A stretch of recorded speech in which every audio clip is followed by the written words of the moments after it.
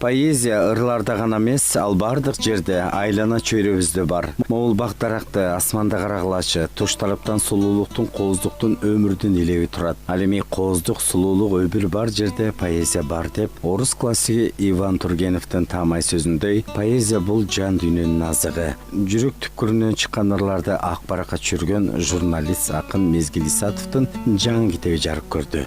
Ар бир эле чыгармачыл адамдын өзүнүн китеби өзүнүн баласындай же чүрпөсүндөй эле болуп калат. Сөзсүз бөлүшкүсү келет, кубанат. Ошондуктан мен дагы ушул 5-6 күндөн бери ушинтип кубанып жүргөн кезим. Негизинен китебимдин ичинде түндөгү караңгыда кыскача аңгемелерим, ырларым, анан этюдтар чыкты. Турмушту поэзия аркылуу гана түшүнө аласың деп Асио айткандай, Мезгил Исатовдун Түндөгү караңгы аттуу жаңы китеби автордун сезимдин кылдарын терген, кусалыктын көзүн черткен саптарга күбө болушат окурмандар. Негизинен мен мурдатан бери эле өзүм журналистикада жүргөндүктөн кыскача аңгемелерди жазчумун.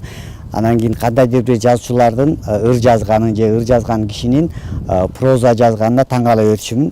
Эң эле узун аңгеме меники 1,5 бет, андан кийин эң кыскасы 1,5 беттен эле. Ырларым болсо ушу 5-6 саптан эле турат. Анткени эң негизгиси поэзияда же прозада ушу менин оюмча ойду, мыслды айтыш керек да.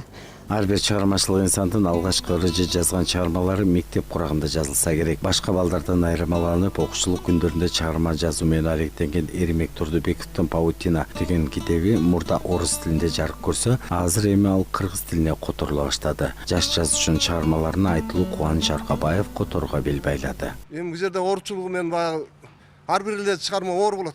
Анткени автордун айтайын деген оюн беришиң керек. Анда чыгып кетпешиң керек да. Бул жерде оордук. Жаш баланын оюн бере аламбы?